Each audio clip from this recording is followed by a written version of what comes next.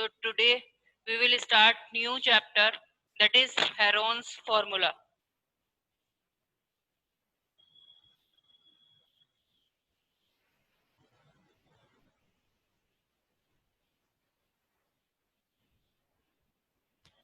अभी तक हम लोगों ने पूछा है हेरोन्स फॉर्मूला यूज कहाँ होता है. This is use for finding the area of triangle. अभी तक हम लोग क्या जानते हैं कि अगर कोई भी हमें राइट एंगल ट्राइंगल दे रखा है,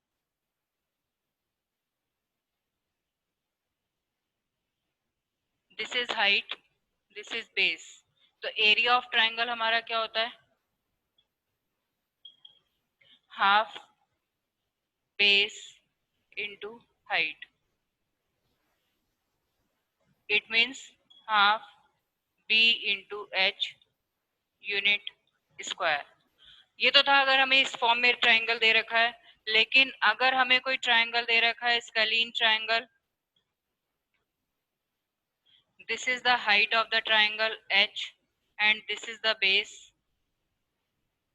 So इसमें भी हमारा यही फॉर्मूला लगता है, area of triangle is equals to half base into height. अभी तक हम इसी फॉर्मूले से सारे क्वेश्चन सॉल्व करते आ रहे हैं, यानी इसके अंदर भी क्या हो जाएगा, half B C into H. यानी इसका क्या मतलब हुआ, जब हमें बेस और हाइट पता है तो हम एरिया ऑफ ट्रायंगल बहुत इजीली निकाल लेते हैं कि एरिया ऑफ ट्रायंगल ये होता है. इसी तरीके से अगर आपके पास इक्विलेटरल ट्रायंगल हो तो इक्विलेटरल ट्रायंगल का अगर आपको एरिया निकालना है तो आप कैसे निकालते हैं? इक्विलेटरल ट्रायंगल के लिए आपने क्या किया कि तीनों साइड्स आपकी इक्वल होती हैं. इक्विलेटरल ट्रायंगल की हमारी तीनों साइड्स इक्वल होती हैं. तो ये जब परपेंडिकुलर डालते हैं हम ए डी, ये अगर 2a है, ये भी 2a है. इक्विलेटरल ट्रायंगल की प्रॉपर्टी होती है कि ये हमारे बेस को बाइसेक्ट करता है, यानी a और a.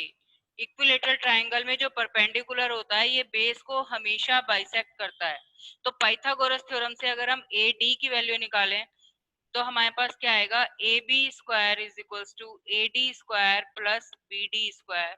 यानी इसकी वैल्यू अगर हम यहाँ से सॉल्व कर रहे हैं, ए बी स्क्वायर यानी 2a whole square is equals to A D, ये हमें फाइंड आउट करना है. इसको अगर हमने h एज्यूम कर लिया है तो यानी कि h square plus B D यानी कि a स्क्वायर. तो h स्क्वायर की वैल्यू क्या हो जाएगी, ये इधर माइनस में आएगा, 4a square minus a square 3a square. It means h is equals to root 3a unit. Height हमारे पास आ गई, बेस हमें पता है, तो area of equilateral triangle A B C is equals to half.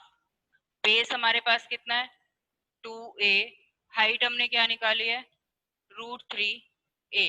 Half base into height, यानी value क्या हो गई हमारे पास, रूट 3a स्क्वायर.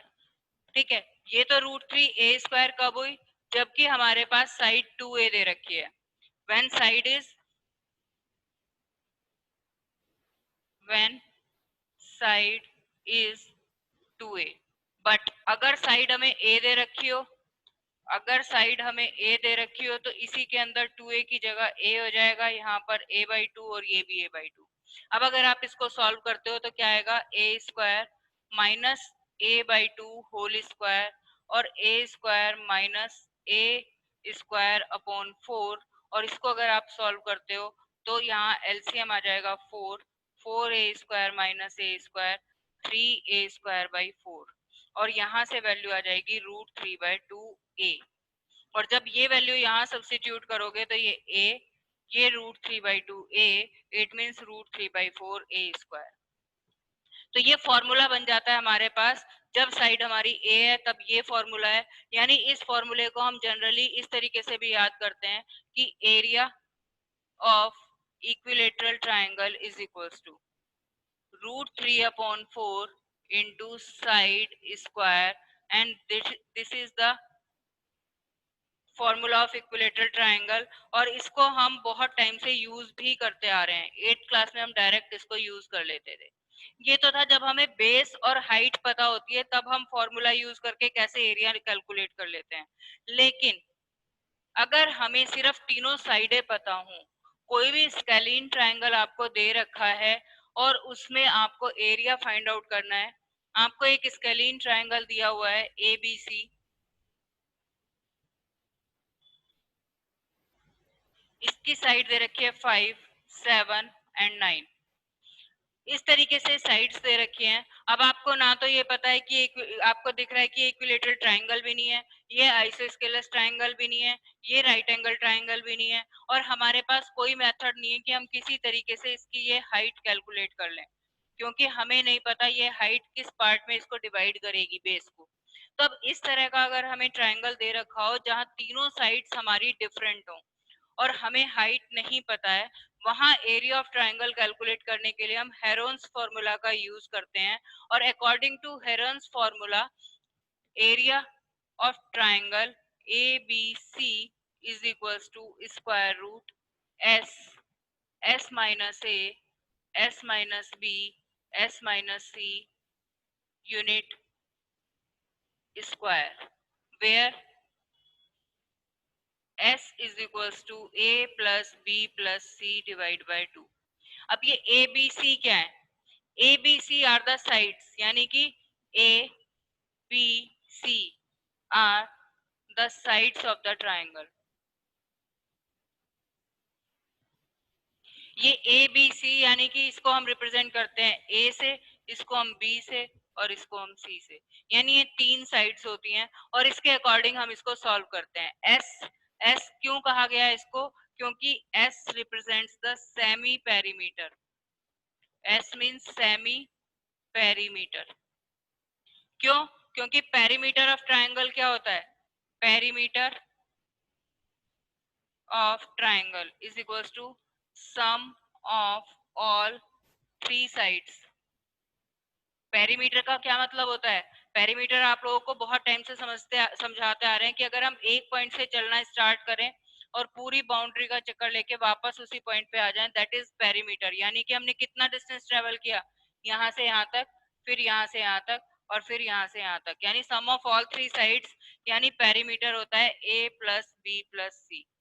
इसलिए एस को हम कहते हैं सेमी पेरीमीटर, क्योंकि एस में हम क्या कर रहे हैं? A plus B plus C divide by 2। And this is the Heron's formula, and how to use this formula to calculate any area of any triangle। कोई भी अगर आप एक एग्जांपल यहाँ पर लेके देख सकते हो, जैसे कि मैंने ये ले रखा है यहाँ पर एग्जांपल। हमारे पास एग्जांपल ये है कि find the area of triangle whose sides are this. आपको ये तीन साइड्स दे रखे हैं, इस एरिया, इस ट्राइंगल का एरिया आपको फाइंड आउट करना है। तो आप क्या करोगे? First of all S is equals to 9 plus 7 plus 5 divide by 2 and it is 21 by 2 यानी कि 10.5। ठीक है, 10.5 हमारा ये आ गया सेमी पेरीमीटर। अब इसके बाद अगर हम एरिया ऑफ ट्राइंगल कैलकुलेट कर रहे हैं, area of triangle A B C is equals to, तो ये इसके अंदर एस यानी कि 10.5 ब्रैकेट में, एस माइनस ए 10.5 minus 9, second bracket 10.5 minus 7, 10.5 minus 5। ये वैल्यूज हमारे पास आ गई, तो हमने इसको लिखा है यहाँ पर, सॉल्व किया तो 10.5 इंटू 10.5 में से 9 को माइनस करेंगे 1.5, इसको माइनस किया 3.5 और इसको माइनस किया तो 5.5। सबसे पहले हमें जब स्क्वायर रूट कैलकुलेट करना है तो हम क्या करेंगे? डेसिमल्स को यहाँ से हटाया, डिवाइड में 10 हमने सबके लिख लिया, यानी डिनोमिनेटर में जो 10 है ये एक पेयर्स की फॉर्म में आ गया, यानी कि एक 10 हमारा इसमें से निकल के आया और एक 10 1/10 यहाँ से आया। अब स्क्वायर रूट में क्या रह गया? 105, 15, 35 और 35, 35 सॉरी 55। अब अगर हम इसको सॉल्व करते हैं तो हमारे पास क्या आ गया? 1/100 स्क्वायर रूट। ये हमारा हो गया 5 इंटू 21। अगर आप इसके फैक्टर करते हो, 21 के फैक्टर हो गए 3 इंटू 7, 15 3 इंटू 5, 35 5 इंटू 7 और 55 5 इंटू 11। अब यहाँ से आप देखिए पेयर में क्या क्या आ रहा है आपका स्क्वायर रूट, जो आप लोगों ने 8th क्लास में सीखा था, 5 एंड 5, एक 5 आपका बाहर आ गया, 3 3, एक 3 बाहर आ गया, 7 7, एक 7 बाहर आ गया, एक 5 5, एक 5 बाहर आ गया और स्क्वायर रूट में रह गया 11। तो इसको अगर हम सिंप्लीफाई कर लें तो वैल्यू हमारे पास क्या आ गई, 1/100 इंटू 35 इंटू 7 इंटू 5 रूट 11, 1/100।